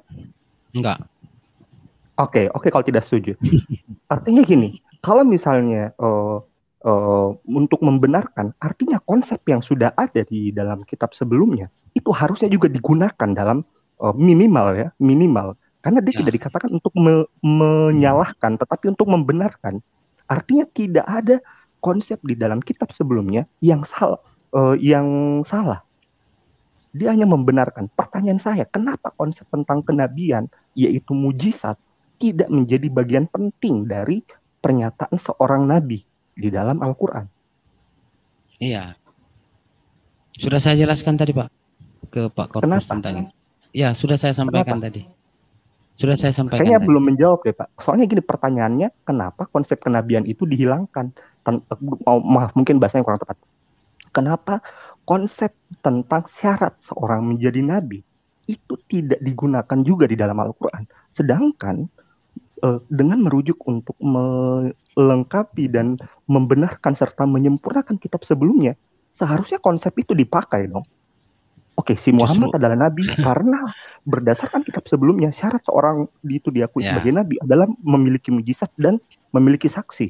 Pertanyaannya, kenapa konsep tentang mujizat itu tidak digunakan oleh Al-Quran untuk membenarkan kenabian Muhammad?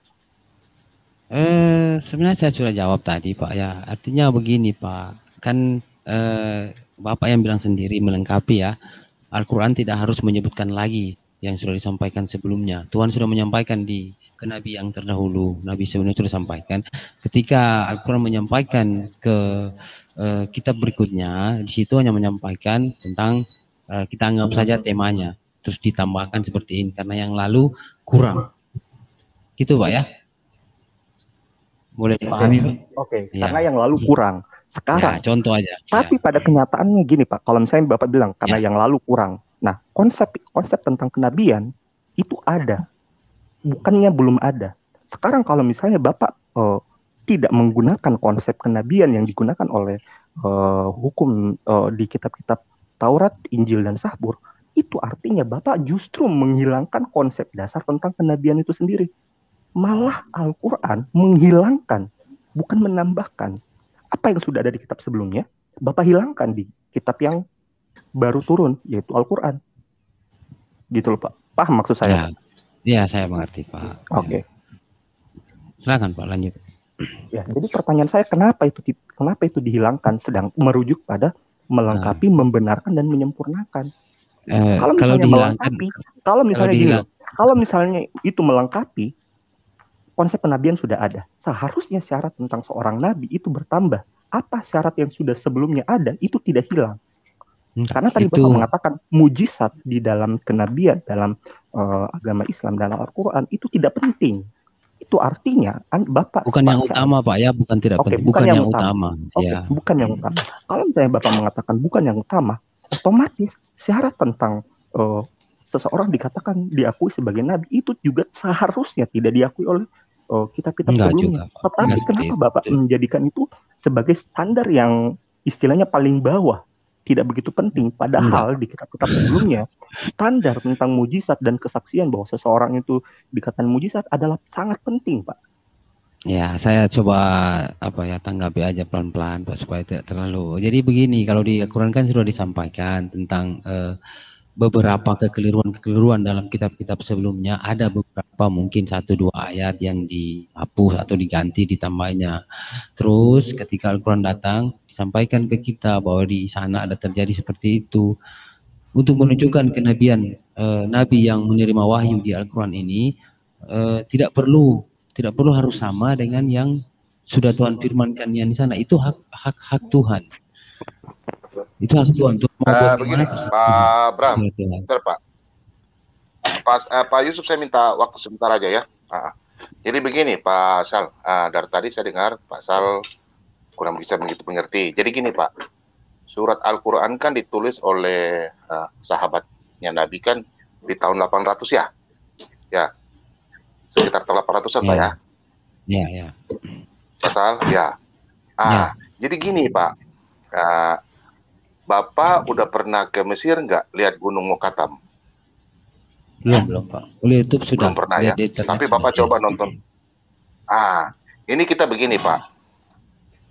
Pada waktu abad ke-10 di tahun 900 ya, tahun 979 ya, itu kan Al-Quran sudah ada Pak ya, itu Al-Quran baru ya. Jadi pada waktu di Mesir itu diperintah oleh kekuasaan kekalifahan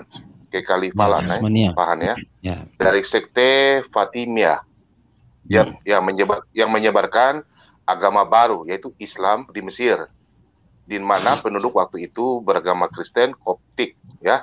Waktu itu masih ada Koptik Ortodoks ya, Kristen ya. Nah, waktu itu dipimpin oleh Bapak Abraham. Nah di situ ajaran yang baru ini, contoh Bapak punya ajaran agama. Tadi kan Bapak bilang menyempurnakan sesuatu yang tidak ada, ya kan? Nah, ini loh Pak, Alkitab itu kan pada waktu itu kan masih tahun 900-an, taruhlah masih baru-baru lah semua lah ya. Ya, kita masih baru. Nah, sekarang gini Pak, saya mau tanyakan. Ya, tadi kan kita masalah mujizat. Nah, di dalam firman Tuhan, orang Kristen, ada di dalam Matius 17, ya, ada ayat 20. Kalau iman sebesar sesawi pun bisa memindahkan gunung. Jadi pada waktu itu, Khalifah Fatimiyah ya mengatakan bahwa apa? Mengatakan bahwa orang Kristen bisa memindahkan gunung. Makanya diuji cobalah di situ mujizat. Bapak paham nggak maksud saya? Nah, waktu itu yang dipimpin oleh ya itu namanya tuh Pastor Abraham, tapi dia punya nama kayaknya saya udah Patriark ya, namanya tuh Patriark Abraham, itu pastornya itu. Dia dipanggil sebagai Patriark Abraham Bizara untuk meminta konfirmasi atas ayat tersebut. Jadi contoh seperti Anda katakan, kalau kitab-kitab palsu, ada beberapa yang bagian. Nah, ini pemimpin di Mesir ini yang ajaran baru yang mereka pakai kan Muslim, Islam, tertulis di sejarah ini ya. Dia katakan bahwa kalau memang orang Kristen, Injil yang tertulis Matius 17 ayat 20, apabila imanmu sebesar biji sesawi dapat memindahkan gunung, coba lakukan. Nah, di situ kekuasaan pada waktu itu Khalifah memberikan waktu 3 hari Pak. Dan di situ mereka berpuasa dan berdoa. Itulah bukti yang nyata sampai sekarang. Bukti Gunung Mokatam itu pindah sejauh 3 km, Pak. Bapak paham di situ mujizatnya. Tapi Patriark Abraham, Pastor Patriark Abraham Bizara tidak mengatakan bahwa dia adalah seorang nabi. Seperti yang disampaikan oleh setelah Yesus. Bayangkan Pak, gunung dia bisa pindahkan. Karena dia mengetahui bahwa dia mengetahui bahwa yang kuasa itu datang daripada Yesus. Karena Yesus yang berkata sendiri dalam Matius 17 ayat 20. Gitu loh Pak. Jadi tadi kita bicara mujizat, yang maksudnya ditanyakan teman-teman itu, mujizat apa yang ada? Nah, apabila pada waktu itu Patriark Abraham tidak melakukan mujizat yang sesuai dalam Matius 17 ayat 20, berarti semua apa yang dikatakan Yesus adalah tidak benar. Dan hari itu pun diancam. Apabila tidak bisa pindahkan gunung, orang-orang yang menganut Kristen Ortodoks akan dibunuh. Begitu Pak. Jadi itu Pak saya sampaikan ya. Nah itulah suatu bukti bahwa tidak ada lagi kitab dipalsukan. Sedangkan itu Al-Quran sudah ada tahun 800. Jadi tahun 900 kalau bilang Bapak tadi menyatakan pernyataan bahwa ada Injil yang perjanjian lama ada yang kurang, terus yang perlu dibenarkan, terus perjanjian baru ada yang benarkan. Nah, pertanyaannya apa ini sama seperti yang Khalifah nih. Dia bertanya sama Patriark Abraham. Kalau imanmu, kalau memang kitabmu benar, tidak ada yang kurang-kurang, kami akan imani ini. Tapi kan apa yang terjadi? Dia mengakui bahwa Injil dan perjanjian lama orang Kristen punya itu berarti benar adanya. Tidak dipalsukan. Makanya Gunung Mokatam sampai sekarang sudah pindah sejauh 3 km dan gunung itu sekarang menjadi gereja di dalam gua itu, gunung itu. Demikian Pak. Yang lain boleh lanjut. Baik, Bapak-bapak, teman-teman, kita closing statement ya dari Pak Sal. Ya Pak, silakan Pak Sal. Ya, oke. Sudah Makasih selesai, Pak. Ya, saya hanya mau memberikan ucapan terima kasih aja kepada teman-teman Kristen ya. Saya makin banyak dapat ilmu ya dari diskusi kita malam ini, terutama kepada Pak Muhammad Kece dan Pak Yusuf Manobulu dan semuanya, Pak Kasih Karunia. Saya tidak bisa. Ya, Pak Kasih Karunia sama Pak Bombon. Pak Karbus juga saya ucapkan terima kasih. Bang Sal, saya pesan sedikit Bang Sal ya, saya pesan sedikit. Nanti Bang Sal baca surat Yunus. Ayat 20. Iya. Oke Pak. Gini, itu Muhammad itu sampai dia meninggal dia masih menunggu mukjizat ya. Ya. Saya pikir Pak untuk masalah kenabian Muhammad ini, kenapa derajatnya mungkin bagi orang Kristen tidak menemukan ya tentang kemuliaannya dalam Islam. Berbeda dengan umat Islam. Bukan itu Pak. Salah Pak. Sebentar Pak, saya closing aja. Mungkin semua closing. Iya Pak, saya paham. Kita lanjutkan nanti aja Pak. Iya, nanti kita lanjut lagi. Ya. Jadi maksud saya mungkin dari teman-teman Kristen mungkin tambahlah menggali Al-Quran, bertanya-tanya tentang derajat kemanusiaan Nabi, derajat kenabiannya. Saya sudah sampaikan tadi bahwa mukjizat itu dalam Islam bukan itu yang keimanan kita bukan karena mukjizat ya, artinya seperti itu. Saya kira seperti itu Pak, dan saya ucapkan terima kasih semuanya. Oke, selamat malam.